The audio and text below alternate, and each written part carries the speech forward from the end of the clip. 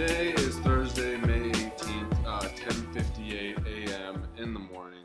It's been I think probably 2 days since I've picked up the camera. Me and Madeline, we have just been exploring the city, really just trying to settle in and get to know everything throughout Geneva. It's been really cool looking around the city and exploring and whatnot. It's really weird to be in the minority and really walk around and hear everyone speaking French when you're speaking English. And especially when you're dressed like not like the people here in Geneva at all whatsoever. Well, every man in Geneva is wearing suits. Every girl in Geneva is wearing some type of high fashion clothing. I know that we walked on a strip of road that had all clothing stores. It was like Gucci, Jimmy Choo, Prada. There were a couple other big ones as well, but they were insane. And we haven't really been anywhere outside of Geneva yet. We do have 2 trips planned as of right now. So next week we are going to Paris, and the week after that we are going to Rome. And then we're kind of just going to book the next couple of trips after or before we go to Rome, just so we don't confuse ourselves with everything. I would say the place that we've been to the most / seen the most in Geneva is the Château, right?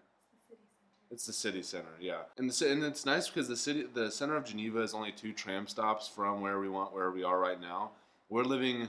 I'll give you guys a tour of the room in a second, but we live in this really small residence building. And it's only 5 floors. The apartment we're in is fairly big to my standards, but I don't think everybody else's room is nearly as big. I know most of the people are rooming with other people, so but me and Madeline, we have a studio with a good view. I am going to give you guys a tour of well, not me. Someone else wants to give you a tour of the room. I'm going to give you a tour.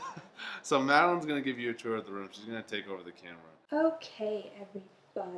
This is the overview of our room. Everything is from IKEA. We have Harrison's bed, my bed, and then these are our closet chiffon-robes, I guess is what they're called. Clothes in that one, extra storage up in that one. More clothes, more storage. We have our desks with our little cubbies right here. And then we have one window that opens like so. And there's one view. Close. Harrison with his banana. We have another window. It's like the same last one. More storage. We have our little table that is missing a chair. Our little kitchenette. So there's a stovetop. We have a microwave, a mini fridge, and then that's just the trash can. And then we have our last window, which is my favorite because there's no blinds on them. Harrison's laughing at me. And this is the view out of this one. And then I'm gonna hold you guys.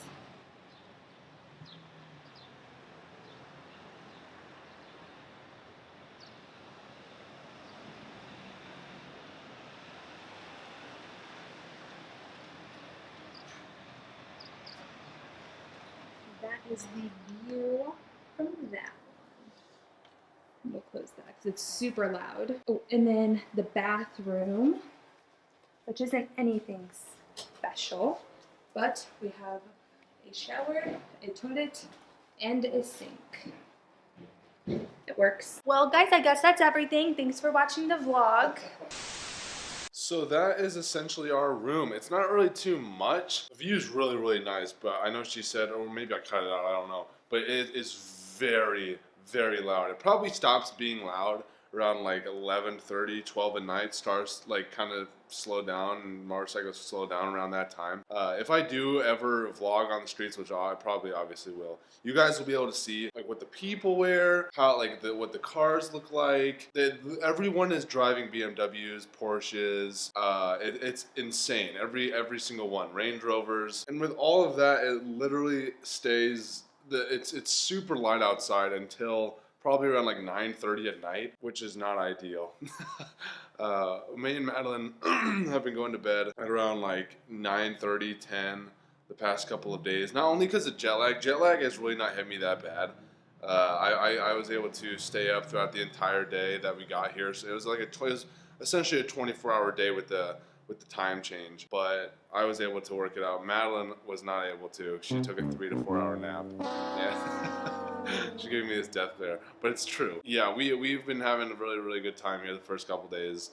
And I'm really excited to take you guys out in Geneva as a whole because it's just such an exciting city and it's super fun. And even though it's super crowded and hectic, it's really small, which is really nice. And so the plan for today is to pretty much just walk around. I know, well, we're going to IKEA first at 11:30, and then after that we'll bring our stuff back, and then we'll probably walk around, be back probably right around 5 or 6. I know that there is actually, but as of this recording, there's going to be, at least in European time, there's going to be a Destiny 2 stream tonight, about how, what's going on with Destiny 2, when it's probably, honestly, when it's probably going to be released, what's going on with it, so I'm really excited to watch that. I'll probably talk about that in the next vlog, just kind of mention it. But yeah, I am going to put you guys down. That's pretty much all I have to say as of right now. And I will see, we're going to go to IKEA.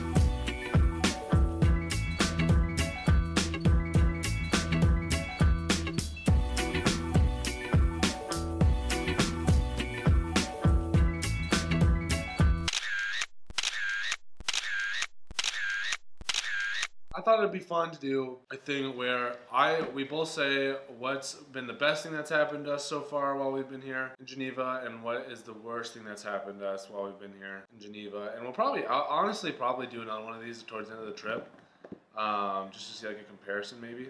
But yeah, you want to go first? Let's do the best things first. I think the best thing, like in general, has been just the traveling that we've done within Geneva.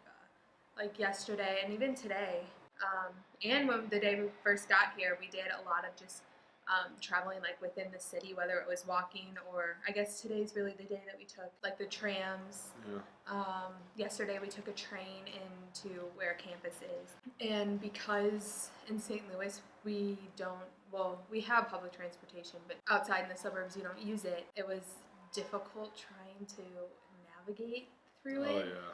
Especially with the language barrier. Oh yeah. Yeah, I would say that too.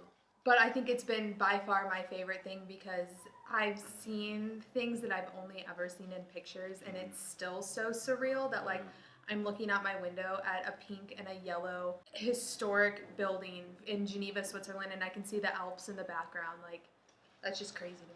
Yeah, I would say for me, like it's similar to that, but I would say like, so we had orientation yesterday for our university, and it was just pretty basic stuff, just campus tour. And like the campus is literally like 3 buildings. It's pretty small, and we did icebreakers and stuff like that. But we went up to this one building on the 3rd floor, and we went out and we went on top of the 3rd floor. We looked out, and it was just this beautiful view that literally you'd only see in a postcard. I'm not even kidding you. And I'm not even the one to like get excited about like views and stuff because I don't care. But I get up on this 3rd floor, look around. It's so beautiful. It's amazing. Like there's just houses, and then like the hill. Like it's absolutely amazing. The worst thing for me is I'm not really self-conscious about like how I look and stuff. I really don't care. And I don't know if you guys have like seen from the videos, but I did not bring like any clothes what they wear here. I don't know. Like this is model for us. This is what I have. I have my Spartan shirt because I did a Spartan race like a year ago, and then I'm also wearing shorts, like here with these socks, these stance socks, okay? And it's not even that like it's not okay. I don't fit in here obviously, which I don't care about. But the fact that the people here stare constantly is so annoying. Like everywhere we go, I would probably say 80% of the time, people just look at you. And they don't stop looking at you. Like I'll look at them, look away, and then like 5 seconds later look again, they'll still be looking at me. I'm like, why are like this is so uninviting? I don't know. It's completely different from like the United States because in the United States it's and it's not polite to stare. I don't know if that's the same here. I think the only reason is I mean- because now we're the minority. So Well, yeah, if you think of like refugees and foreigners who come in and they have like their hijabs on or Yeah. they're wearing whatever. Well, And yeah. you as an American, you kind of look at them like, because it's something different, and so obviously Yeah. what you're wearing is something different. So No, yeah. Well, I get that, but like, well, for me, I know it's not for everybody. This is just me, but I'll see somebody with like a hijab or they just look different. They're not Caucasian. They're not they're not us. And I'll look at them and be like, okay, and I'll just like keep on walking. Here though, it's like constant staring. I don't know why. It's so bizarre. I'd also say something to comment on with that as well, just like to go in with the not fitting in part. Everyone wears suits. I think I've said this before. And everyone wears pants. I'm like one of like 2% of people that wear shorts in Geneva. I don't know why it's such a bizarre thing to wear shorts because it's hot outside, it's humid outside, but people are wearing pants. They're probably sweating their balls off with their pants on. Yeah, I don't know. It's really weird. my number one least favorite is crossing the street. Which sounds absolutely ridiculous. People here, I don't think that there's a speed limit. And it's not like people are driving 100 miles an hour. I don't think there's a speed limit, but I think there's like a universal speed limit. There's maybe like a concession, There's like maybe a like like a secret kind of like, Because okay, you really go 50 on There's this no street. roads. There's no speed limit. Sometimes there's crosswalks with lights on them, with like a walking light on them. Others not. It's just a crosswalk. Yeah. Would you like to tell the rest? So it's like my least favorite thing. Obviously, as Harrison just rudely interrupted me and said, some of the streets have crosswalks, some of them don't, and if they don't, then you just kind of have to go and hope nobody hits you. Or maybe like bicycles are really big here, and then you have like mopeds, and then you have motorcycles, and then you have the trams and the buses, and then some people have cars. So like there's literally a little bit of everything, but there's no rules that I know of as of yet that like say like pedestrians definitely don't have the right of way they do in the States. So definitely just like trying to navigate through the streets. There's bikes on sidewalks and bikes on the streets, and it's beyond chaotic. And so that part is not very fun. But again, that'll probably just take some getting used to and adjusting to. Yeah. The language barrier was something that I was not worried about, like coming over here. But now that we're here, I feel like It's very intimidating. it's very intimidating. That's the word. It's not difficult because most people here, if they don't speak English, they'd at least understand it. So like we went to the Migros grocery store. And, I know the basics. I can say hello, goodbye, please, thank you, yes, no, until we went about the day, whatever. I think the language barrier is really difficult when trying to navigate places, like especially with the public transportation. They have signs, and like this train station is fairly easy to read. But like when we go to a restaurant, if we're looking at the menu, it's like, I have no idea what this is. And it's not like they have English explanations on everything. So I think that has kind of kept us maybe from going, at least going out to restaurants as of now, which I wish it wouldn't. And maybe we haven't gone out with a big group yet. But if we go to a restaurant with a bigger group, I think it might be a little bit easier. But I think it's definitely kind of it's very intimidating. It's definitely maybe shied us away from going to a restaurant where we would have to speak English, because then, you're looked at as the American. It's an eye-opening experience, even just 3 days in, with how you as an outsider are viewed and how you're seen as being the minority. And it definitely gives me a new appreciation for people like that who are back in the U.S. Is that my mouse? No, it's mine. I promise you it's mine. Focus on me.